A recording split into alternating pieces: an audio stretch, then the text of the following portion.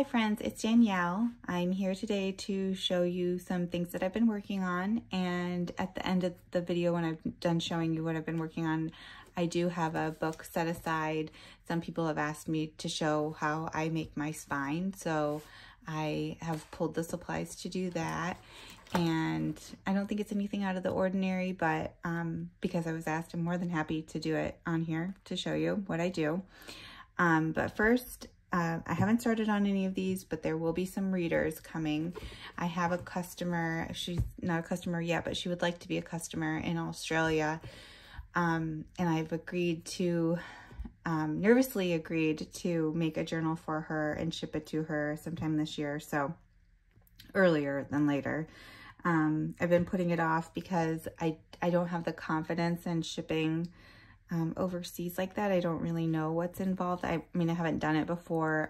The post office assures me that they will help walk me through it, and I've heard that it's very easy with Etsy. But if you're a seller and you see this video, I would be so appreciative if you share any information you have with me about shipping overseas. I think the biggest thing that I feel uncomfortable with is the little, I can't remember what it's called. It's been a few months since I've looked into it, but the little code that you have to write on the customs form, because there's so many different things that go into a junk journal. I'm not really sure what it would qualify as. So that's the biggest thing holding me up, but I'm going to do it. And, you know, I just told myself worst case scenario, it doesn't get there and I have to refund her the money. It's a learning process, but anyhow, I wanted to kind of show some of the covers that I have in mind. She did mention she likes readers. That's why I'm showing these. And whenever I make one journal, I tend to do multiples. But anyway, this was a soft cover reader. It's really, really cute. I think it's from the 40s. If I'm not mistaken. Yeah, 1948. And I love the cover. So I might try to do something strategic with creating this cover into a journal. And then I have, this isn't really a reader, but it kind of reminds me of a reader. I like the cover a lot. It's kind of this orangey coral color, and it's got some really cool book pages in it too. So there's one, and then Down Singing River is another one. These are really fun. It's mainly just to show the covers. This is my favorite, I think. 5 in the Family. I thought I had more of these than I do, and I don't. These are in pretty good shape, these covers. This one, I know this is a really popular one. It is not in great shape. I think that it could be really, really cute still. It just shows its age and wear. I've used a lot of the pages out of this one, or pulled the pages out. I have a whole stack over here of reader pages that I make pockets and tags and things out of. So I think some of these pages might be from that book. And then this one here, Follow Me. So just your basic readers. Like I said, obviously I haven't gone started on those yet. I have started on a series of Barbie journals, so I can show you those. These are all very early progress. I just did the spines last night, so I need to add some trim and whatnot to them. But these are really fun, very collectible Barbie books. They're from the 60s. And I've made Barbie journals before. If you look down on my feed, or not on my feed, on my, I don't know what you call that, on my list of videos, you'll see more of these Barbie journals. I really love making these. Excuse me. And so I have some more, and I plan to turn them all into journals. So those are coming. I'm sorry for the dark video. I forgot to set my ring light up.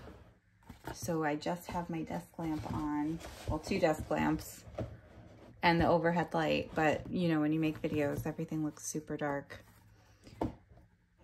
I think you can still see well enough though. So we'll come back and make a spine for this one in just a few minutes. And then I have been hoarding vintage sheets for a very long time, collecting them, and I've had them cut up for a long time, and I will be adding some kits of, or I guess you would call it kits or sets of pieces of vintage sheets, because I have so many pieces. I don't think I could ever make enough journals to use all of my vintage sheets. And maybe I'll make some more journals on camera too, using the sheets. In case you want to purchase some, I'll let you know when I get those listed in my shop. In case you want to make some along with me, that might be fun. I could do that. And just using up some of my linens, and I'm only making a dent in them, so I will continue to do so. And then I have this one that's a little less further along, that's the back. So this is some craft text. Some of them are craft text, some of them are like cardstock with muslin sewn to them, and this one's another craft text one. So I'm trying to decide which one I like the feel of, and just kind of playing. This is what I've been doing, just kind of playing with my fabrics and sheets and linens and whatnot.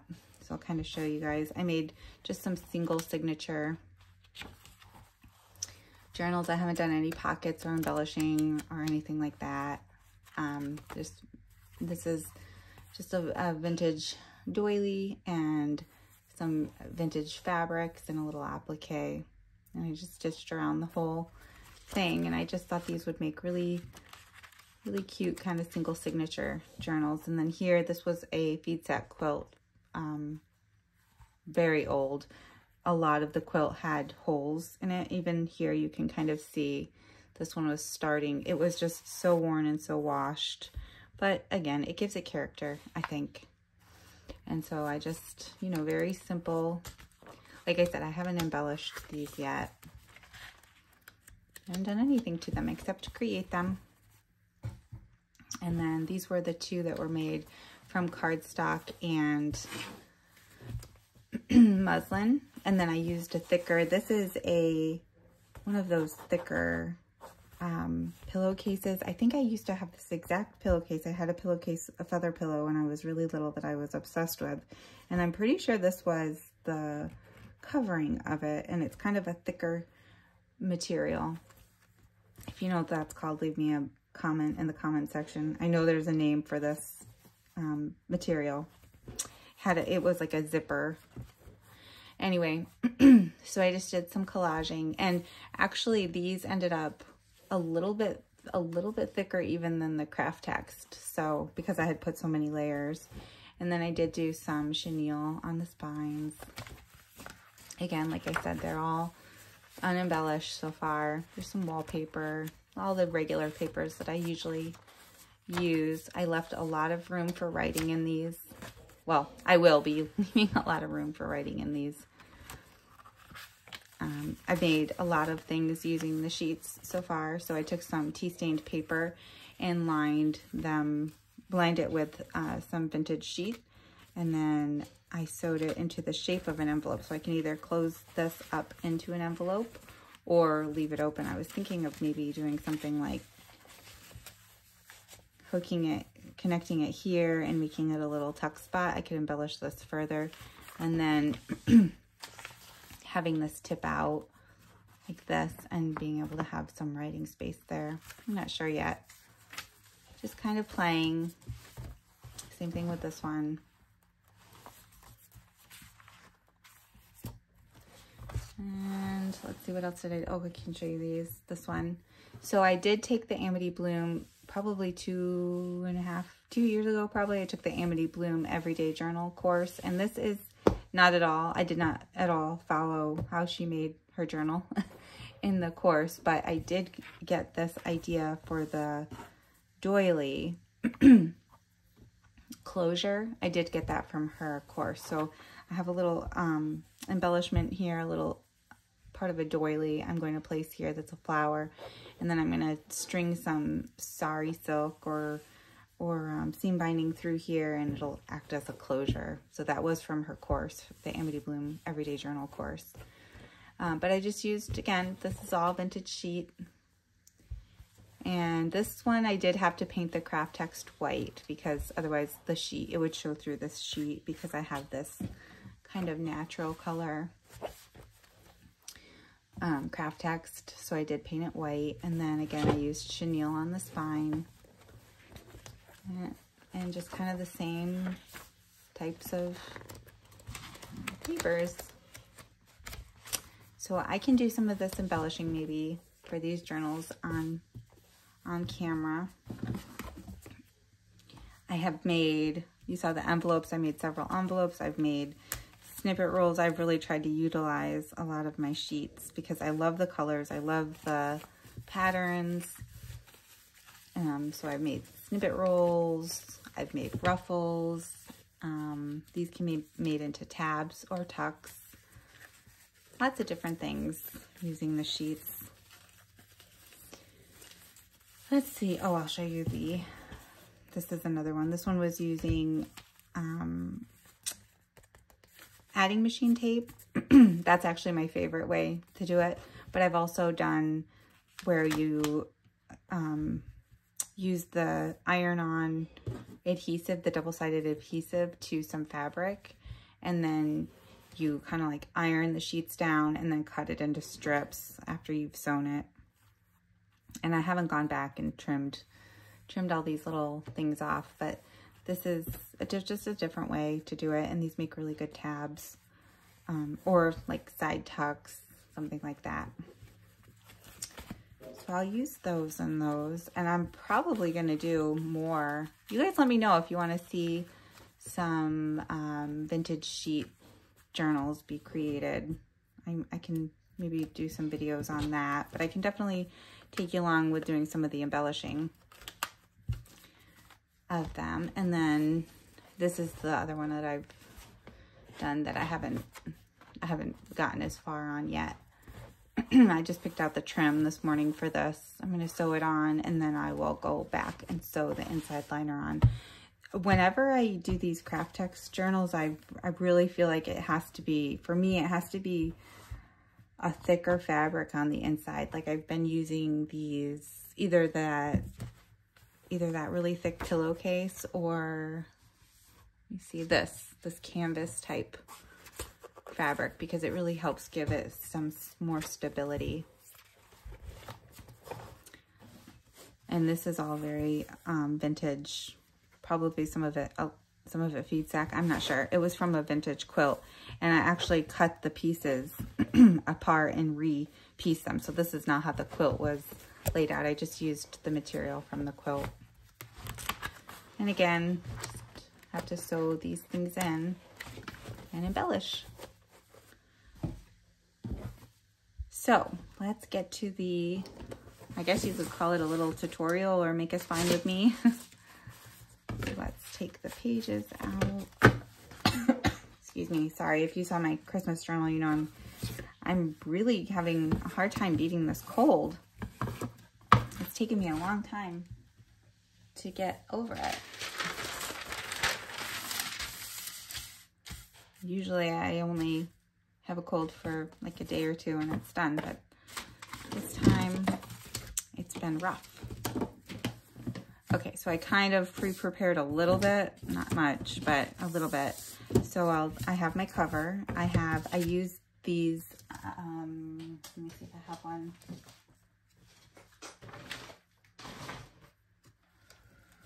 Oh, right here. I use these hanging file folders. I just cut the file part off. This is my favorite material to use for spines, and I double it up. So it's 2 thickness, and you can cut these a bunch in advance if you always make the same size spine. So what I'm going to do is, whoops, sorry, I hit the camera. I'm just going to kind of line this up to the bottom so that I can get the right size.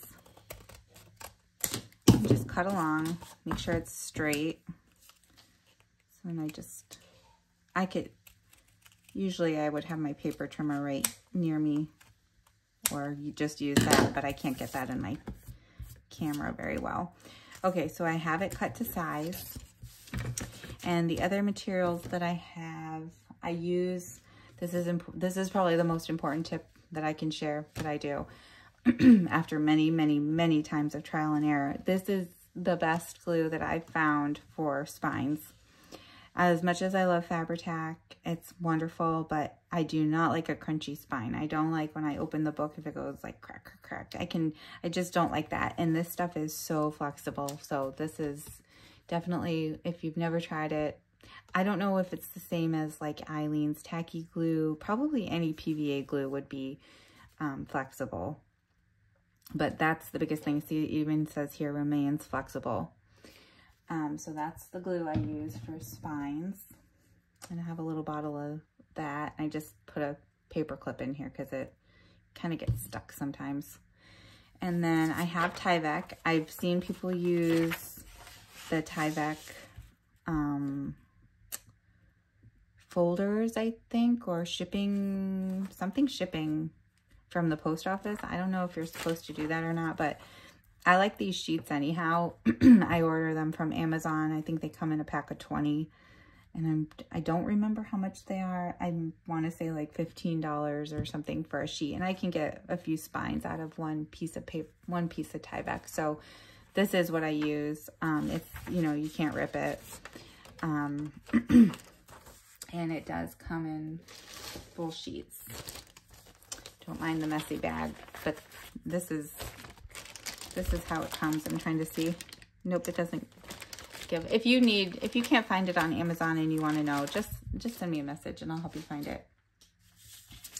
All right, and then I just have like a paintbrush or one of these glue spreaders. And then Diane Hubert, I learned this from her, she always uses this red line tape for attaching the Tyvek to the cover. And ever since I saw her do that, this is what I always do. I always use this and it always works so well. And so I follow her lead, and I've done this ever since I saw her do it. So I'm assuming you could just use glue if you wanted, but I like this and so does she. So this is what I use.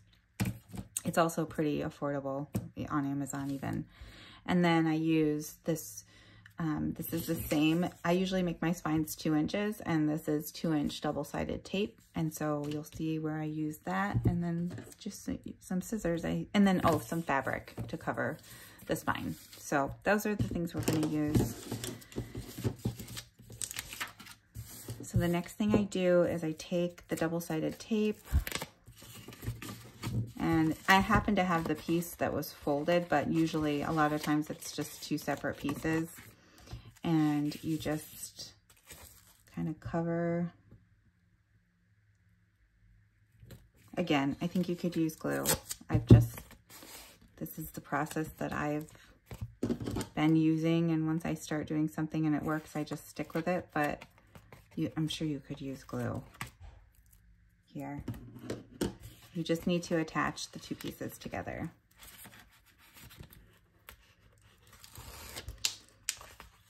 So we're just going to fold that over. And then we're going to use some more of the double-sided tape. Again, you could probably use glue if you want. This is just faster and less messy for me.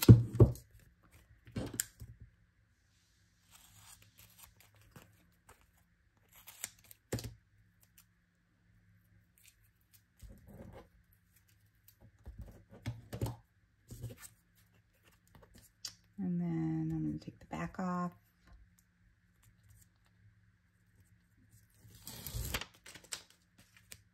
And we're going to come here. Okay, so then I just eyeball this. These sheets are, you know, perfect squares. So I know that if I line this up with the bottom, I'm going to be okay. And I just kind of eyeball. I wish I could tell you that I had a certain measurement. I don't. I just look at it and I want to make sure that I have enough for the width of this tape and a little bit for folding where the spine folds. And then I just take my scissors here and kind of eyeball. Again, I'm not measuring anything in this process except for the length of the spine to make sure it's the right length. Okay, so then you want to just take the back of your scissors or a bone folder or something and just really make sure it's all connected. And then we take our red tape.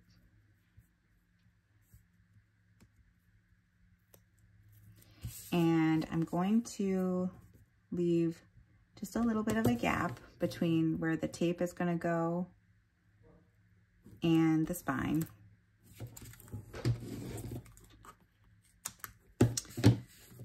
So you can see I left a little gap in there between the spine and the tape, not much. And then I take my scissors and I just kind of cut this excess off, because that tape won't, you know, it'll be, if I didn't do that, I would have to add some glue on the cover. And then I'm gonna add another one to the other side.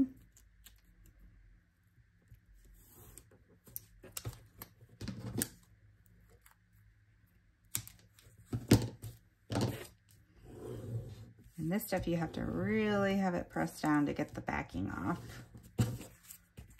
Oops, almost forgot to trim the excess here.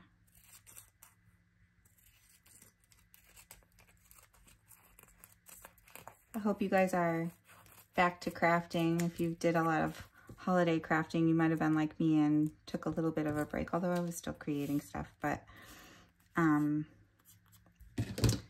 did everybody get all their Christmas documenting, journaling done? I'm curious.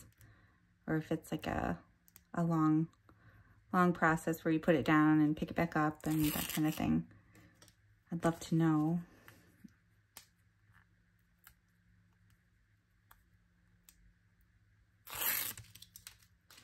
Okay, so now we have our tape exposed, and you want to make sure you have it, you know, the right side up. And what I do is, if you want to be really specific, I could move this this paper and use my grid to make sure I'm lining it up. I've made so many of these journals that I feel like I just can eyeball it. And that's what I do. I just kind of eyeball it, push it in there, and grab the back cover. And you want to make sure everything is straight and lined up.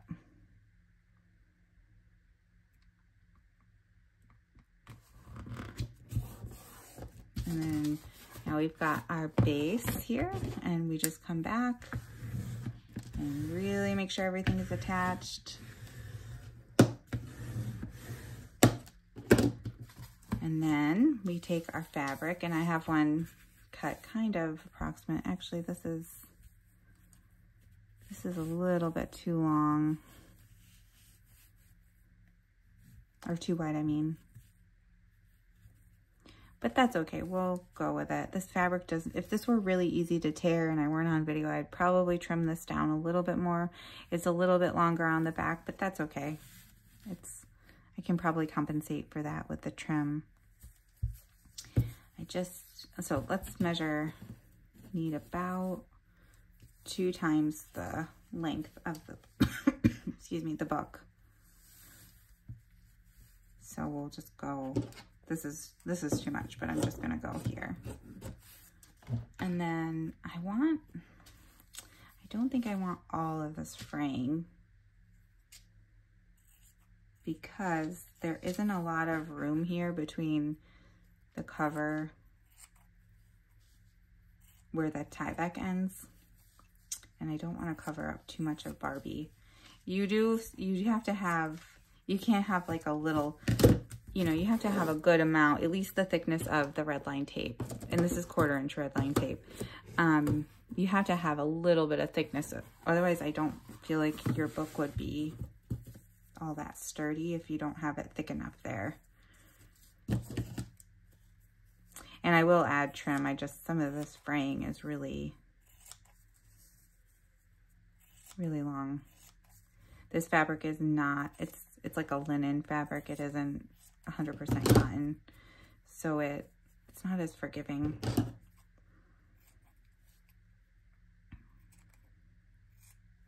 But this is what I had on hand that looked the best, I thought, with this cover.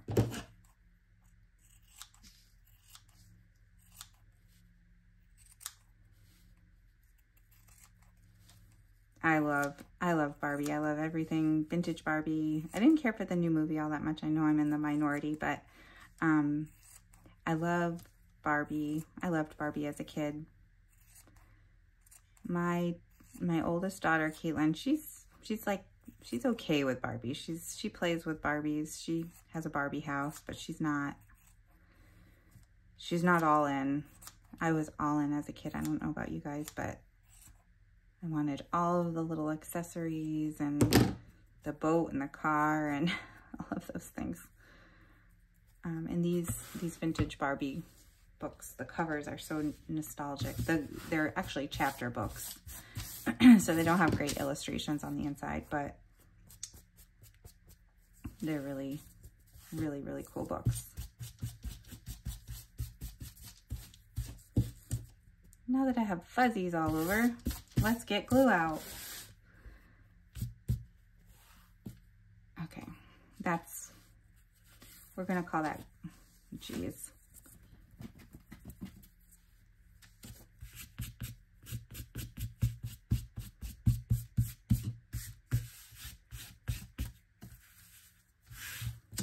We're gonna call that good, and I'm just gonna use some trim,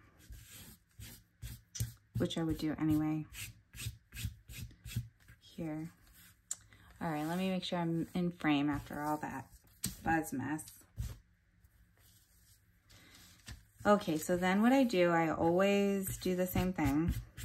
I leave a little bit at the end, and I do the front cover first because that's the most important to me. On the inside, it can cover up anything with paper or fabric or trim, but I want to make sure that I leave a little bit to wrap under.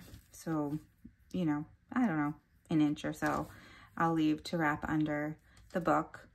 And we're just going to start to put the glue on. And you want to completely cover the spine with glue.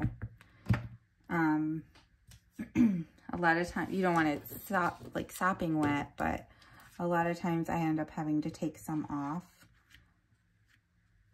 I always put more on than what I actually need because you don't want it pooled on there, but you want every surface, every part of it to be covered. So see how there's some, I don't know if you can tell, there's some pooled on there. So what I do, a lot of times I actually even use my finger, but I don't want to freak anybody out with me using glue on my finger. So I'm just going to scoop it up and put it back in the bottle here. Only because I'm stingy with it. You could, if you didn't squirt as much out as I did, you could just take a paper towel and wipe it off. I got pretty carried away here. And I don't want to waste all of that glue.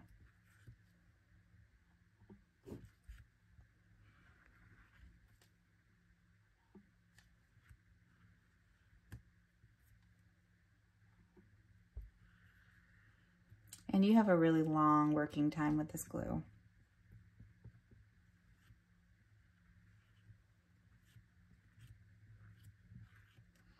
Okay.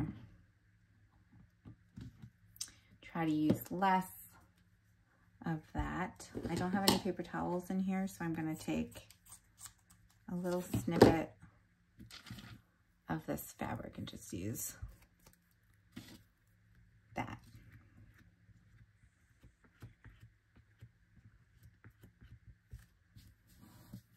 Okay, so now I'm going to take this paintbrush and I'm going to go a little bit beyond the Tyvek because I know my fabric goes a little bit beyond.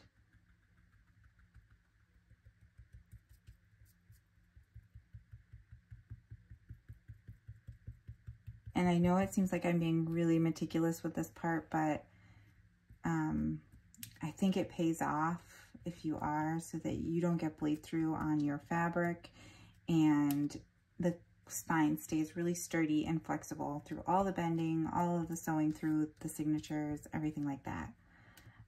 So I personally think this is an important step that you should take your time on.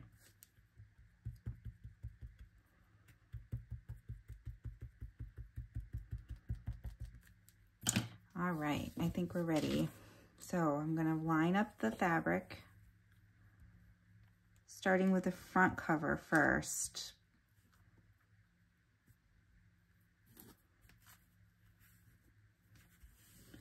And I'm just gonna kind of tug the material to make it tight.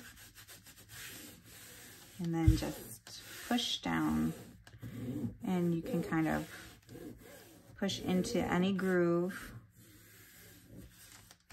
You guys know how to glue stuff.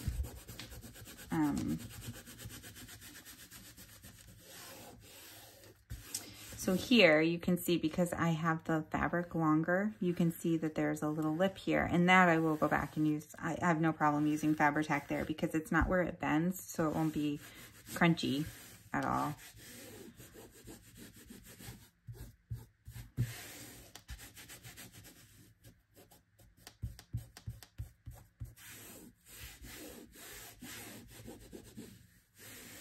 Okay, so now we're gonna flip it over. Sorry for getting near the camera.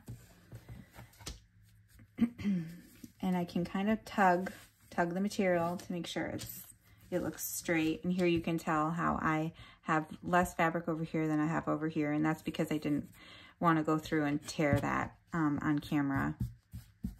But again, I can cover it up, or it's on the back cover anyhow. All right, let's use a little bit less glue so that I don't have so much to mop up.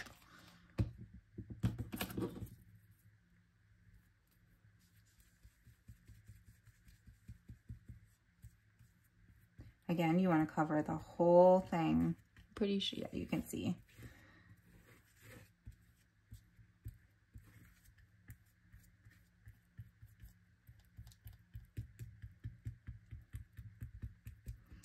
I've heard of people mentioning that they water down Eileen's tacky glue, and that maybe that is the same thing as this glue. I'm really not sure. I just originally found this by looking on Amazon for bookbinders glue, because I kept getting the crunchy, long time ago, I kept getting that crunchy effect.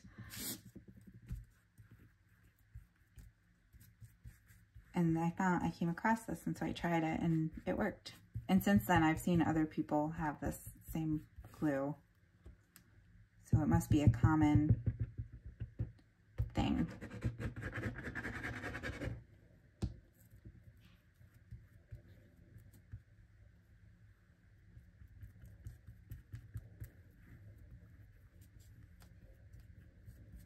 Okay, so I'm going to fold this up.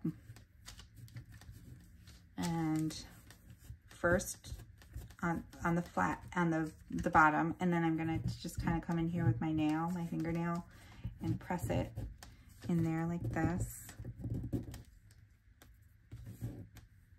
making sure everything is taut and straight.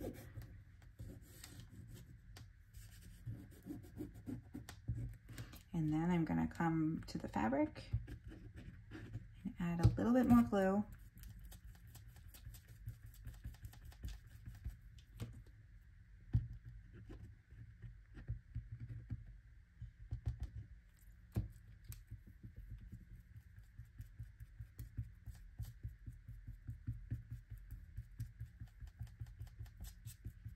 And we're ready to pull the fabric down. Again, kind of give it a small tug and press down.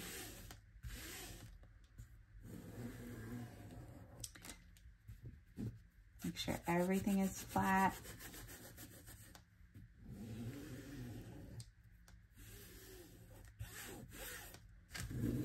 Pushing in the grooves before you push down on the little wings.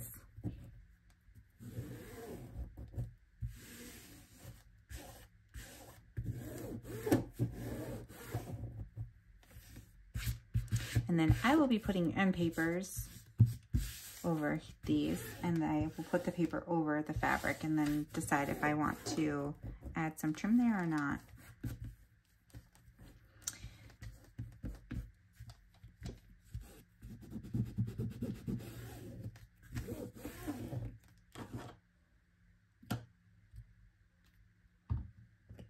move some of this glue out of the way.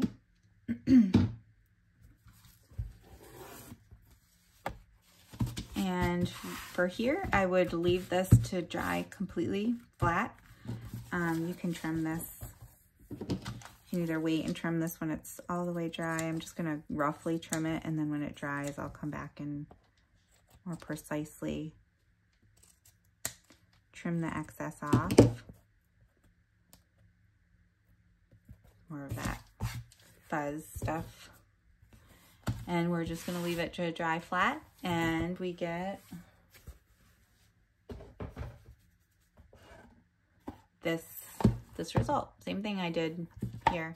And it's pretty firm, but you can get a little bit of flex. And so that's what I think. And this is, you could do around, if you wanted to make this a curved spine, you could, while the glue is still wet, kind of force it into a curve. I don't do a lot of really curved spines, because it throws me off when I go to bind the pages for some reason. I haven't done it enough to practice, but even there, you've kind of given it a little bit of a bend. But this is totally dry. I did this yesterday, so this wouldn't work for that. But that's really all I do. That's my exact process. So I'll be back. I have I only shared some of the most immediate project ideas, but I'm going to be doing, I want to make some journals that would be the focus, or my intention for the creation would be to write a lot of quotes, and I need to make myself a new gratitude journal. I got out of the habit last year of, doing my gratitude, writing gratitude, 3 things I'm grateful for every day. I had this little playing card journal that I did, a gratitude every day. I wrote 3 things before I went to bed. And I really liked the process. And then I fell out of that habit last year, and I want to get back into that. So I'm going to make myself some sort of gratitude journal. And I have on the horizon cookbook journals too, because those are some of my favorites to make of all the journals. And I have a lot of cookbook materials, and I need to use them up. So those will be coming very, very soon too. And a few other things. I have an idea for some journals using gift books, some vintage gift books, and just back to the children's books and that sort of thing. So who knows, this could change the way my brain works. I could be totally off on something else by next month, but these are the things that I'm working on and focusing on, and I'll be back to share some more. Like I said, I have pulled books to do more of a de-stash, to add some books into my Etsy shop. I made a bunch of things, like I mentioned. I don't know what I did with them, but I pulled some to show you. I made a bunch of things with the sheets, and honestly, I probably made too many, so I might put a few sets of these in my shop. They're just, these all have blue on the back, but I did some with piano paper on the back, some with just regular cardstock. I basically made these little master boards with the sheets, and I stitched all the little edges down, and then I glued them onto some cardstock or whatnot, and then stitched around to make some tag bases. So I might put some of these in my shop. I did the same thing with some quilts. I can show you guys that process sometime too if you're interested. Just lots of different things. My problem is that I get thinking and my brain gets all of these ideas, and then I don't have the amount of time I need to